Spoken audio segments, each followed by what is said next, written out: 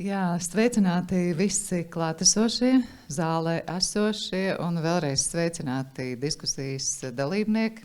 Mēs jau sveicināmies vairāk kārtīgi, ja, bet man vienmēr prieks ir jūs satikt un vienmēr ir prieks kaut ko jaunu uzzināt.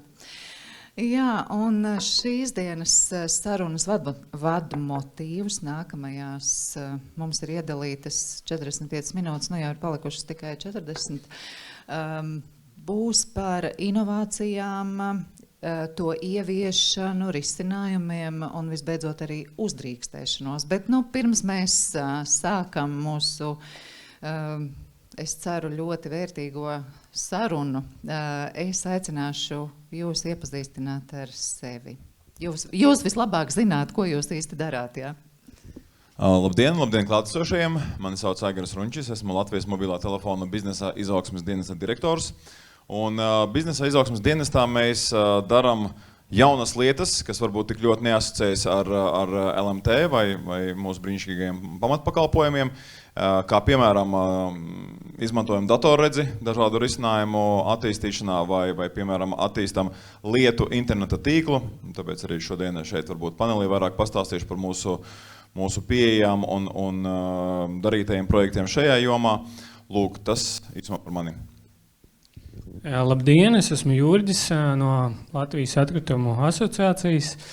Es esmu tāds nozares noteikti fans, kurš grib ieviest vienmēr jaunas inovācijas un nozarei likt mainīties no tādas klasiskas atkrituma apsaimniekošanas nozares, kad mēs vienkārši ņēmam atkritumus un izmetam ārā, tad man vienmēr tā ideja ir tāda, ka tā ir nevis atkritumu apsaimniekošanas nozara, bet patiesībā resursu apsaimniekošanas nozara.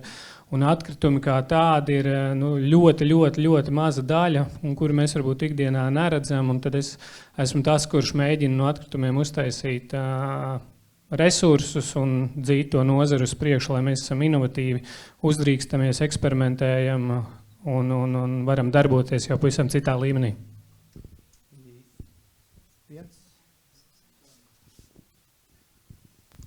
Sveiki, mans vārds ir Tomas, pārstāvu uzņēmumu sadalstīkls, esmu inovāciju direktors un līdzīgi kā jau pieminēja kungi, tad arī es rūpējos par uzņēmumu tehnoloģisko izaugsmi, dzenu inovāciju kultūru mums asinīs iekšā un vēlāk arī pastāstīšu par vienu saistību ar biroja stratēģisku pārmaiņu vadību mūsu pusē. Paldies!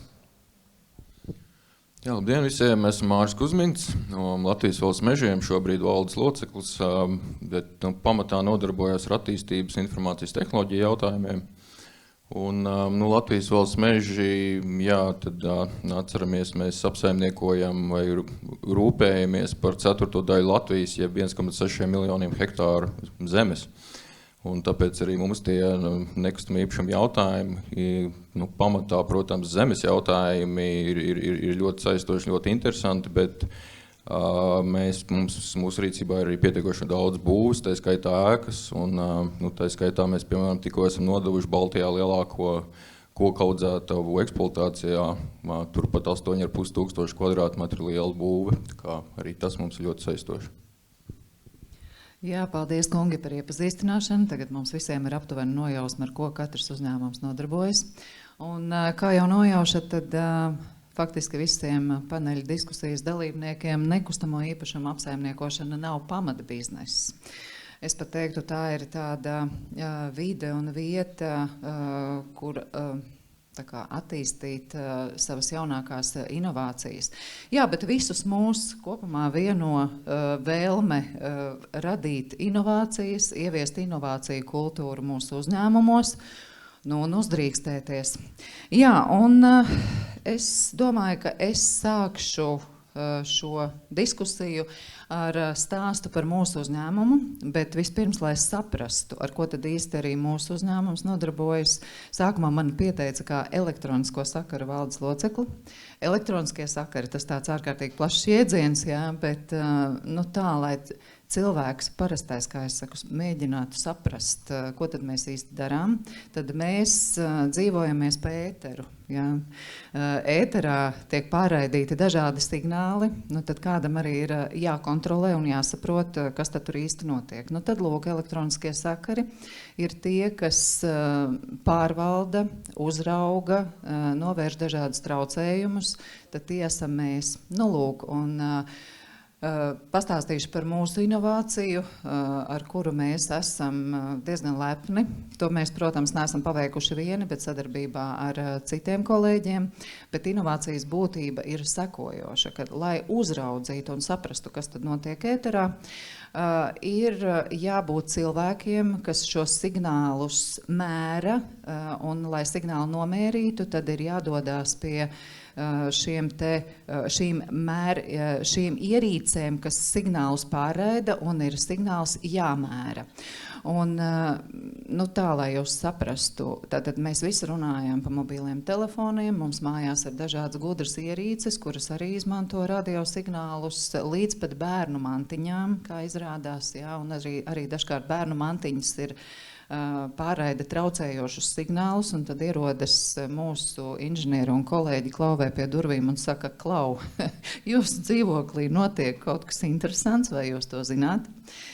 Nu jā, bet pārsvarā jau šīs te visas pārraidošās ierīces atrodas ļoti lielos augstumos. Tie ir masti, tie ir torņi, tie ir dažādu ēku jumti, un uz jumtiem atrodas dažādas antēnas, un dažkārt arī īpašnieki pat nenojauš, kādas antēnas atrodas uz viņu jumtiem, kas arī ir liels pārsteigums dažreiz, kad mūsu speciālisti stāsta, kad vai jūs zināt, ka uz jumta ir izvietoti tādi un tādi, tādas un tādas ierīces, ja, tad dažkārt īpašniekam ir liels pārsteigums. Nu jā, un šajā sakarā, protams, kā jūs nojaušat, tad darbiņš ir ārkārtīgi bīstams, jo ir jārāpjas uz jumtiem, jāapmeklē dažādas bīstamas vietas. Mums, protams, ir jārūpējas arī par saviem darbiniekiem, kas ir mūsu ierobežotais resurss, par kuru mēs rūpējamies.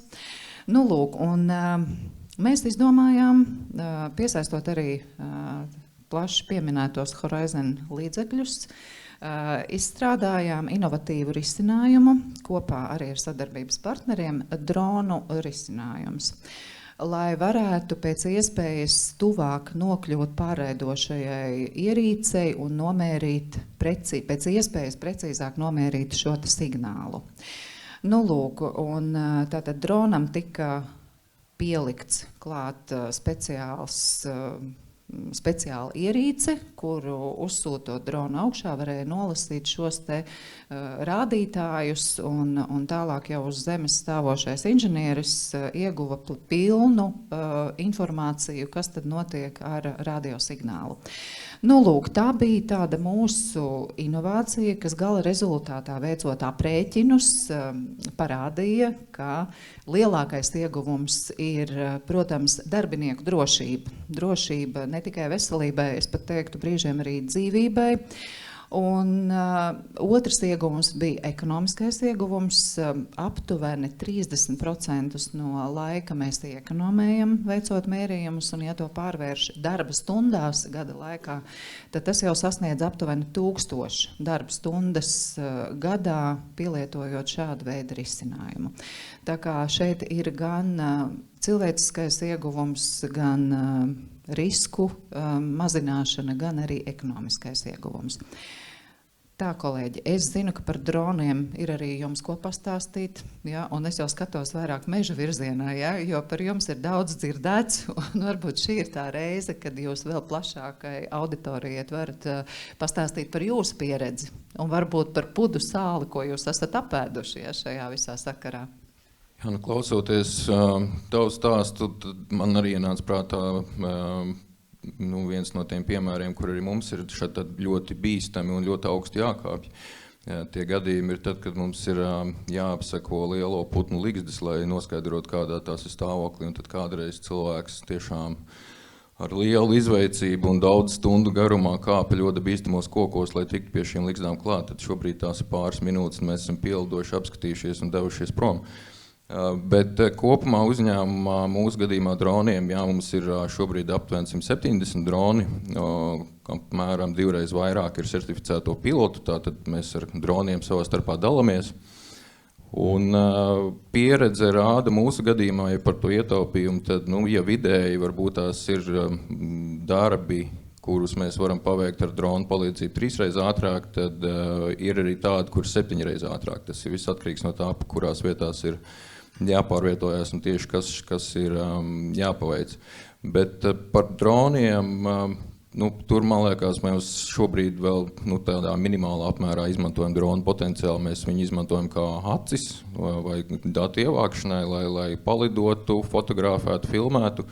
Bet es domāju, ka mēs iesim vēl uz priekšu nākamos soļus, lai liekam klāt tās mašīna redzes risinājumus, mākslīga intelekta risinājumus un skaitam automātiski visu kaut ko mēs tajā dabā redzam. Tā kā droni, jā, pilnīgākā ikdiena, bet ar tās nākotnes izaugsmes iespējas tur arī nepavisam netrūkstoši un atliek tikai darīt. Jā, teikšu paldies Mārim. Jā, un tālāk es sadzirdēju, tu daudz runāji arī par datiem. Es domāju, iepriekšējie runātāji arī, faktiski, man liekas, ka visi pieminēja datus un datu nolasīšanu. Jā, protams, ka datu nolasīšana risina ļoti daudzas problēmas un atvieglo mūsu ikdienu. Un varbūt, ka tālāk paturpinam tēmu par attālināto datu nolasīšanu. Es nezinu, kurš no kolēģiem. Jā, Aigars, pagūd pirmais. Jā, tieši tā, jau sniedzos attālinātu datu nolasīšana, man ļoti mīļa tēma. Ja vēl drīkst reflektējot par droniem, pilnīgi pievienojos Mārim, ka šis potenciāls vēl nav līdz galam atklāts un izmantots. Protams, ir zināms juridiski administratīvais ierobežojums, ka ir iespēja dronu pašlaik pilotēt tikai redzamības attālumā. Un tad, kad tiks sakārtota šī likumdošanas puse, tas pavērs ļoti daudz dažādus dronu pielietojumus.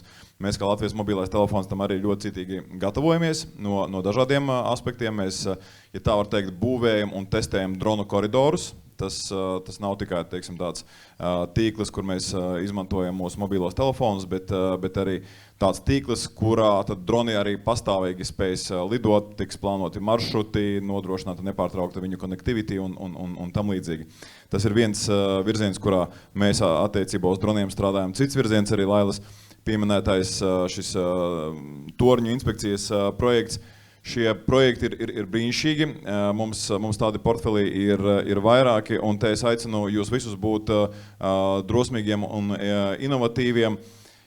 Svarīgi ir saprast, ko jūs atrisināsiet ar dronu kā tehnoloģiju pielietošanu, jo drons kā tehnoloģija nav pašmērķis, to var risināt vienā vai citā veidā, bet tās problēmas, kā Laila brīnišķīgi iezīmēja ieguvumus, tas ir ļoti svarīgi saprast, ko tad mēs darīsim. Teiksim, ar nekustamo īpašumu nozari esam runājuši par dažādiem risinājumiem, kur drons inspicē, piemēram, jumtu. Jā, tur lido augšā, tad jautājums ir par tiem iegūmiem. Jo mēs nomērīt ar dronu varam daudz ko, vai tas ir siltuma efektivitātes kaut kāds patēriņš vai plaisas, tam līdzīgi tad ir svarīgi šie tā sauktie use case, kurus risināt. Tas par droniem. Par datiem un attālinātu datu nolasīšanu. Mēs kā Latvijas mobilais telefons esam visā Latvijā izvērsuši tā saukto lietu interneta tīklu, jeb Neroben tīklu, ko mēs ļoti aktīvi izmantojam un piedāvājam mūsu klientiem, kas sniedzās visdziļākajās šahtās un spēja nolasīt jebkurus rādījumus, kas ir atrodami, nezinu, vienalga pazemē un dažādos citos ekstrēmos apstākļos.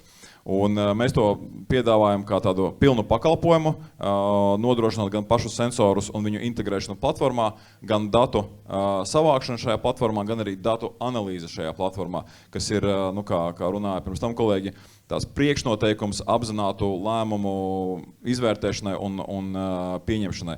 Valsts nekustamie īpašumi ir viens no mūsu brīnišķīgajiem klientiem, kuri izmanto šo mūsu platformu, kura integrēti ļoti daudz sensori. Līdz ar to es domāju, es varu aicināt arī vērsties pēc atsauksmēm pie šī mūsu klienta, kā arī kolēģi tur ārā gaitenī ir ekipējušies ar ekrānu un dažādiem slaidiem padziļinātai šai datu savākšanas un analīzes platformas demonstrēšanai, tā kā laipni lūdzu doties tur, un tas patiešām ir pamats, lai pieņemtu apzinātus lēmumus.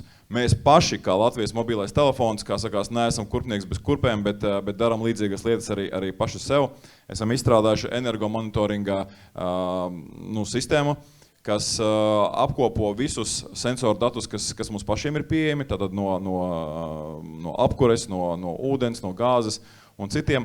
Un mēs paši to monitorējam gan anomālijas, tātad, kur pēkšņi patēriņš palielinās vai samazinās, gan arī spējam uz šiem datiem balstīt lēmumus, kur nepieciešami kaut kādi uzlabojumi. Nezinu, plānojot remontu darbus, plānojot siltināšanu, ēku efektivizēšanu, tam līdzīgi. Tad šī platforma arī pie mums pašiem ir kā darba instruments kolēģiem ikdienā. Lūk, lai visu neizstāstītu, dodu vārdu citiem, bet vēl atslēgus kapis būs vēl viens, ko es gribēšu jums izstāstīt. Piebildīšu, ka man pat nav jāvada šī diskusija, Aigaram mikrofonu izrauj no rokām viens otram.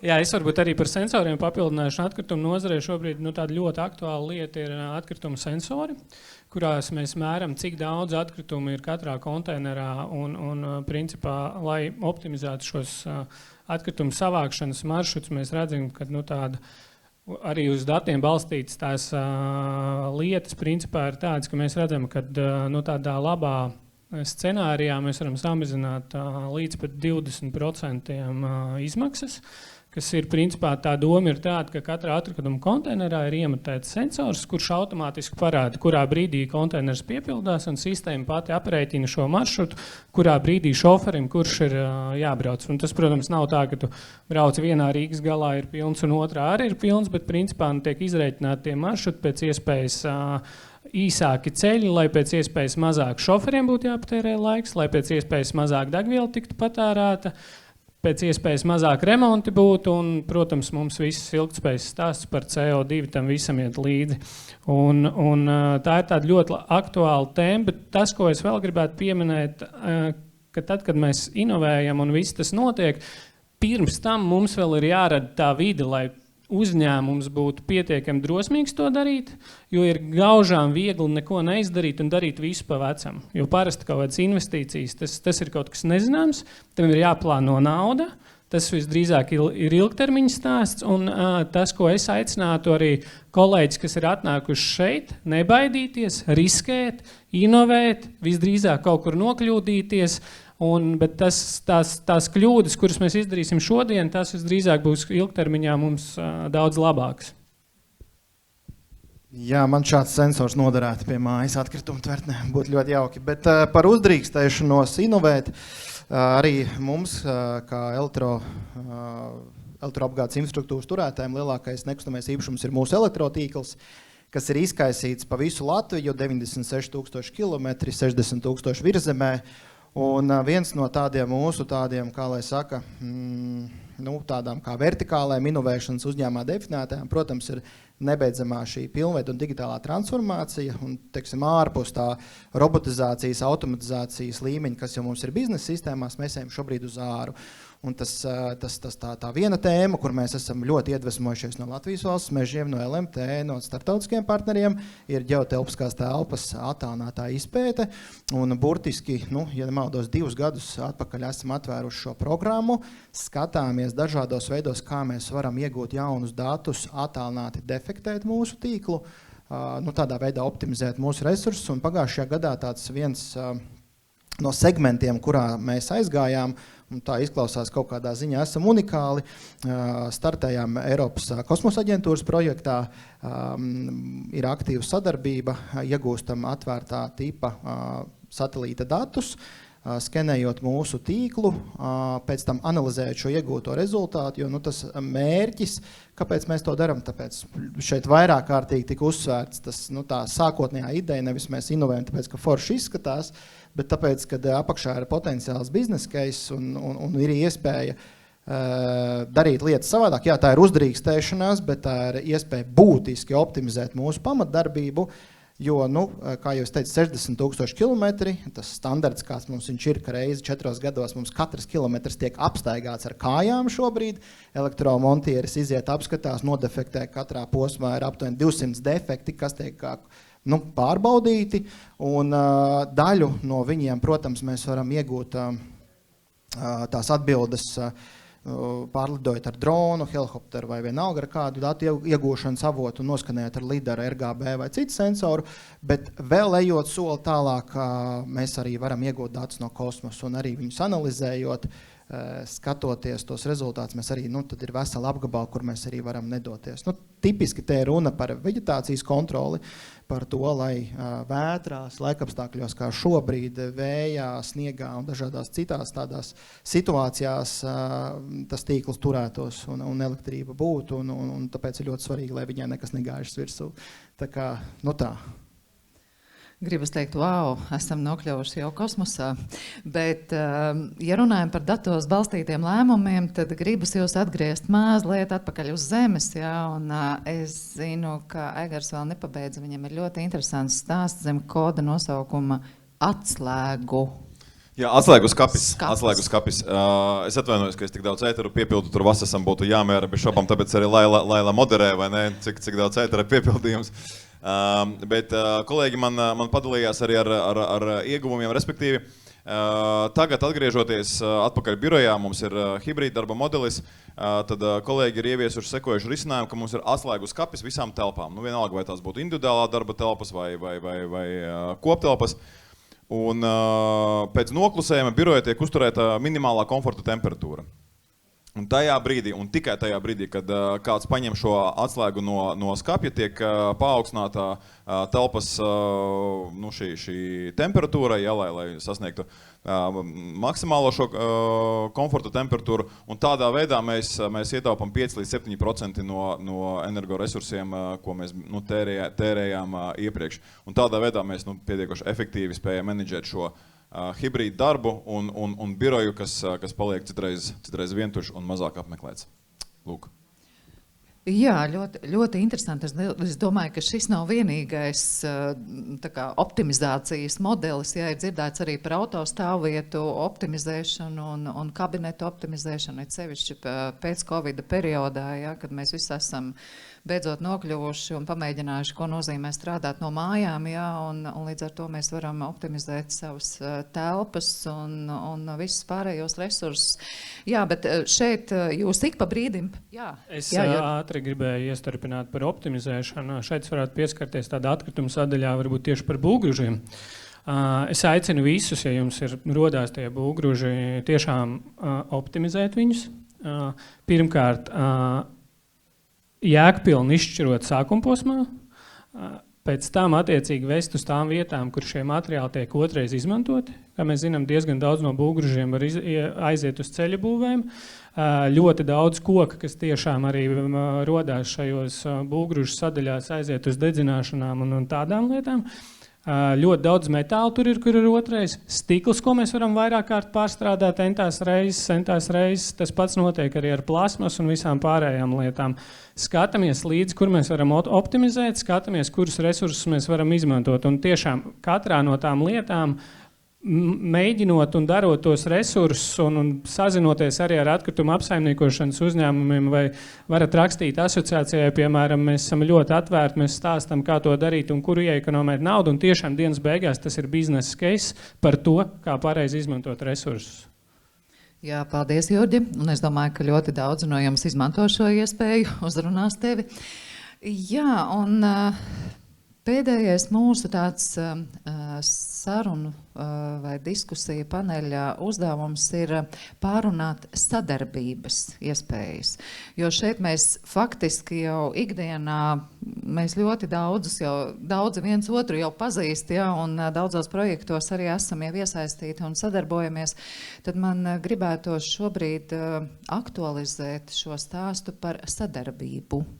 Par sadarbību varbūt caur šīs dienas prizmu, kādā veidā šos te PropTech risinājumus kopā sadarbojoties mēs esam ieviesuši un kādi ir tie labie piemēri sadarbojoties varbūt ne tikai publiskajam sektoram, bet arī publiskajam privātajam sektoram un dažādās kombinācijās. Es zinu, ka arī jums ir dažādi pieredzes stāsti, ja, un ne tikai sadarbība Latvijas mērogā, bet sadarbība arī pārrobežu mērogā. Jā? Tā kā es aicināšu. Es vēl īsi mazliet arī par Aigaru un man liekas, kad es stāstīju par tiem atkritumu sensoriem un tā tālāk.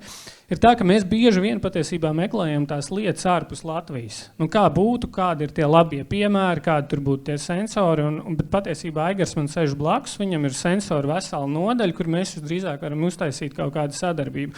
Un tas, kas bieži vien braucot ārpus pasaulē, skatīties, kā tur ir tiem lielajiem, kā viņiem ir patiesībā, mēs esam ļoti labi, mēs esam ļoti inovatīvi, mēs tiešām zinām, ko darām. Vienīgais, ko mums vajag izdarīt, ir savā starpā vairāk runāt un tiešām vienam otru atbalstīt un sadarboties. Un tas ir tas, kas mums mazliet jāpieliek vēl.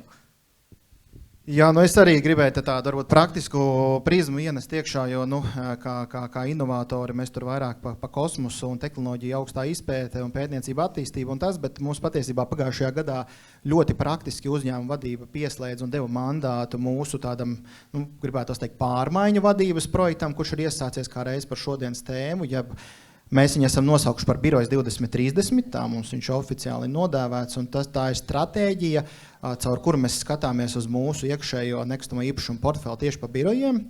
Un, jūs domājat, kas tur tāds, bet tā platība mums ir aptuveni 30,000 kvadrātmetri. Pēc Covida mēs saprotam un esam beidzot nomērījuši to, ka biroja apmeklējums faktiski mums ir zem 50%, tātad 50% biroja stāv tukši. Tātad tas bija pirmais solis, un tur vēl čupa ar visādiem mērījumiem, bet tas pirmais solis ir nevis tā subjektīvā sajūta, jo tur sākums bija ļoti dažāds. Mums biroji ir pilni, vai arī mums biroji ir tukši, un tāds, jā, vai ne? Katrs velk to deķīti savu pusi. Tāpēc labākais aspekts, kur satiekās sensori ar datiem, ir šie datos balstītie lēmumi. Tā ir lieliska konfrontācija, kas spēj ļaut pieņemt daudz kvalitatīvāku to rezultātu uz priekšu, vispār iedzīvināt to kustību. Un tas ir papildinot jau šeit minēto, gribētu teikt, ar to es aicinātu sākt, atteikties no subjektivitātes, jo, kāpēc es arī to saku, jau pagājušajā gadā mēs neko jaunu neizgudrojām, tas, ko mēs darījām, mēs gājām tādā kā roadshowā, pa kapitāla sabiedrībām, pa privātiem uzņēmiem, skatījāmies labos piemērus, sliktos piemērus, izdarījām secinājumus, bet tas viens vienotais ir, mēs nevaram atļauties šobrīd pieņemt subjektīvus lēmumus. Tas laiks ir pagājis. Tas ir jānoliek pagātnē. Šobrīd ir sensoru un tehnoloģiju un datu laiks. Un to es novēlu arī pārējiem šeit klātesošajiem. Ja mēs runājam par PropTech risinājumiem, sākiet izmantot tos vai vismaz aprunājieties ar tiem, kuri to sāk izmantot. Un business case tur apakšā vienmēr ir. Viņš ir vienmēr.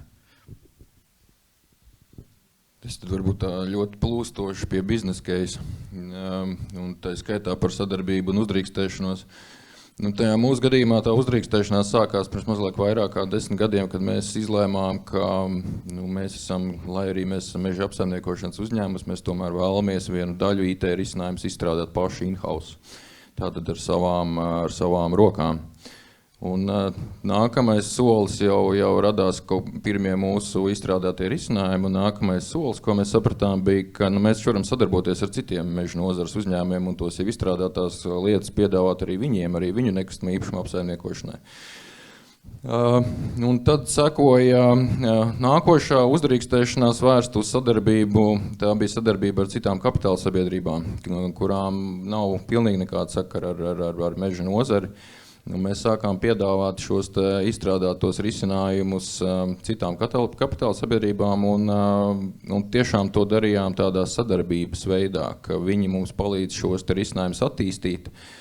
Un tagad mēs esam šos risinājumus attīstījuši tik tālāk, protams, šajā gadījumā runa ir vairāk tieši par ģeogrāfiskās informācijas sistēmām, ka mēs esam pirms gada uzdrīkstējušies, saņēmām drosmi un uzvarējām atklātā konkursā Zviedrijā, Zviedrijas valsts nekustamajos īpašumos, un tūlīt šajās dienās mēs nododam produkcijā arī mūsu izstrādāto risinājumu valsts nekustamajiem īpašumiem Zviedrijā. Mēs par to ļoti paleposimies arī publiski, bet vispirms mēs gribam tiešām palaist visu gaisā un dzirdēt arī viedokli no pašiem Zviedriem, kā tad viņiem patīk. Šobrīd izskatās, ka viņi arī varētu būt sajūsmā, bet mums te ir jātiek cauri dažām izaicinošām dienām vēl tuvākajā laikā. Tā kā tas mūsu stāsts par sadarbību, jau Zviedrijā ir sekojuši projekti arī Igaunijā un Lietuvā. Tā kā, tāda netipiska uzvedība no valsts meža apsaimniekotāja, bet tā mēs esam, izskatās, ka līdz arī labām bizneskai esam aizgājuši. Jā, padarbinot par sadarbību, mūsu LMT stāsts ir kādā ziņā ļoti līdzīgs tas, ko tikko stāstīja Māris par savu pieredzi. Mēs arī sākām ar dažādu tehnoloģiju attīstību savām vajadzībām, un tad mēs sapratām, ka tas viss ir diezgan jēgpilni un ir nepieciešams arī citiem. Un tādā veidā mēs attīstījām gan sistēmu integrēšanas biznesu, ko mēs piedāvājam, citiem uzņēmumiem Latvijā, gan arī attīstot savus produktus un platformas, ko mēs piedāvājam eksportā, arī visā plašajā pasaulē, tā skaitā taisot sensorus un to platformas. Bet LMT kā sistēma integrators mēs palīdzam vairākiem lieliem Latvijas uzņēmumiem tikt pie viņiem nepieciešamajiem risinājumiem. Respektīvi, ka mēs integrējam lielas starptautiskās platformas šo uzņēmumu ekosistēmās un tādā veidā, saslēdzam, savienojam vadiņus, lai tas viss varētu strādāt. Vēl viena lieta, ko es gribēju runāt par sadarbību, ir dažādi starptautiskie, primāri Eiropas Savienības fondi, šodien jau izskanēja Horizon, citu fondu nosaukumi. Mēs kā LMT ļoti aktīvi piedalāmies šādos fondos, un caur šo finansējumu mēs attīstam savas spējas, savas zināšanas, caur kuras mēs pēc tam transformējam jau gatavos produktos, ko piedāvājam gan vietējā tirgu, gan arī eksportā. Respektīvi, dalība šajos projektos mums sniedz ne tikai finansējumu šo spēju attīstībai, bet arī mēs piekļūstam ļoti vērtīgiem kontaktiem, cilvēku resursiem, zināšanām, un tādā veidā mēs attīstam savas spējas. Mūsu projektu portfelis ir 11 projekti, kur mēs sadarbojamies ar praktiski lielāko daļu Eiropas Savienības valstu, un tas piesaistītais finanšu apjoms ir 11 miljoni, ko mēs pa šiem gadiem esam piesaistījuši no Eiropas fondiem. Brīnišķīgi, bet runājot par sadarbību, man vēl gribas, lai mikrofons aizceļo atpakaļ pie Māra par zaļo vienošanos. Man liekas, ka tu nepastāstīji. Zaļā vienošanās. Tas ietilpst varbūt tās tie kopējā stāstā, bet tā zaļā vienošanās viņa ir... Uz viņu var ļoti plaši paskatīties un kādas ietekmes atstāja ilgtermiņā kaut kādas mūsu, piemēram, lēmumi par to, kurā vietā atradīsies mūsu nekustamie īpašumi. Tas ilgtermiņā atstās to ietekmi arī uz zaļo vienošanos. Tas konkrētais stāsts bija par tādu ļoti vienkāršu gadījumu, kad 5 meža apsaimniekošanas uzņēmumi sanāca kopā un vienojās, ka caur Latvijas valsts meža risinājumiem viņi varētu publiskot, atvērt savus nekustamos īpašumus, nopublicēt, kur kas kam pieder. Tajā brīdī vēl nebija neatvērtie kadastra dati, ne kaut kādi citi telpiskie risinājumi, kuros to varētu tā vienkārši paskatīties, kurā vietā tad kam kas pieder. Un tagad tie pirmie 5 uzņēmumi to sāka darīt un saprata, ka mēs taču varam mainīties ar tiem īpašumiem. Mēs varētu jums šo te nopirkt, un savukārt jūs nopirkt to, un mēs jums pārdosim šo, un mēs būsim kopīgi ieguvēji, jo mēs vienkārši sākam konsolidēt to savus nekustamos īpašumus tādā pārskatāmākā apkārtnē. Un tad uz šo dienu tie ir aptuveni 50 uzņēmumi, kas jau ir nopubliskojuši, atvēruši savus īpašumus, katrs ir pateicis, kurā vietā kas kam pieder, bez maksas, bez autorizēšanās, un mēs zinām, ka viņi ikdienā tiešām mainās, tā karte mainās, un tā karte kļūst tāda vienmērīgāka, vai tie īpašumi vairs nav tik ļoti izratojušies, viņi ir vairāk vienkopus. Un ilgtermiņā, ko tas nozīmē efektīvāku meža apsaimniekošanu, mazākas pārbraukāšanas, mazākas tehnikas pārvietošanas turpu šurpu. Un tas nākamais solis jau, ko es dzirdu, šad tad kabineta sarunās ir, ka viens īpašnieks jau zvana otram un saka, Klau, kad tu tur kaut ko darīsi, varbūt, ka mēs varam to darīt reizē. Un tā ir arī tāda brīnišķīga tāds sadarbības piemērs. Ja mums ir tā jaunaudas tur jākopi, tad varbūt tās es izkopi šodien un tad pie tevis kopi rītā un nebraukājam turpu šurpu un nedzinājam tehniku. Tā kā tas varbūt tas, jā, it kā nav tik tieši liekas, nav saistīts ar zaļo vienošanos vai Green Deal, bet kopumā tajā 2050 vai 2030 stāstā tas arī tāds mazs solītis, kas tajā visā līmējas iekšā. Ja reiz pa datiem atvērtajiem, tad arī bieži varbūt tās to nezinu daudz, arī Gats šodien to pieminēja atklāšanā, kad sadalstīgs ir publicējis atvērtos anonimizētos datus dažādu, tā skaitā PropTech risinājumu testēšanai, ieceru validēšanai. Mums mājaslapā ir sadaļa inovācijas, un tur ir tā ir īsta datu kopa, bet ar anonimizētiem personas datiem, dažāda veida enerģijas profili, ģenerācijas slodzes, dažādi citi parametri, kas patiesībā ir ļoti vērtīgi dati, lai īsti saprastu, vai tas produkts, pie kā jūs strādājat, vai viņš ir pēc tam izmantojams vai nav. Tā kā pavisam īsi. Jā, ja vairāk nav tādu veiksmes un pieredzes stāstu, ja, tad apkopojot dzirdēto un šeit runāto, tad gribas teikt, jā, patiešām komunikācijā ir milzīgs spēks un milzīga pievienotā vērtība, kad mums pašiem brīžiem nav jāizdomā tas velosipēds, jā, un atļauties. It sevišķi tas ir tā publiskajā sektorā. Šī slimība, kā saka, pamazām tiek pārslimota, ja, jo atceroties vēl dažus gadus iepriekš, ja, bija tāda bailīte, ja, kad vai mēs to drīkstam, vai mēs to nedrīkstam, vai kas mums par to būs, ja, vai kas mums par to nebūs. Ja. Tā kā šobrīd jau ir ļoti, ļoti jūtama tā drosmes un uzdrīkstēšanās pieaugšana. Ja. Bet tas ir pateicoties tam, ka mēs visi nākam kopā, runājam, nebaidamies runāt, uzdrīkstamies, un te jau ir tas rezultāts, ja, un rezultāts pat ir fantastisks, jo mēs esam aizgājuši arī ārpus Latvijas robežām ar saviem inovatīvajiem risinājumiem, un šeit izskanēja, ka piemin mūsu brāļus igauņus, ja, kurus vienmēr min kā veiksmīgākos un atraktīvākos, ja, tad es no elektronisko sakaru puses arī varu palielīties, ka mēs arī brāļiem igauņiem esam savu inovatīvo risinājumu pārdevuši, un viņi šobrīd to lieto.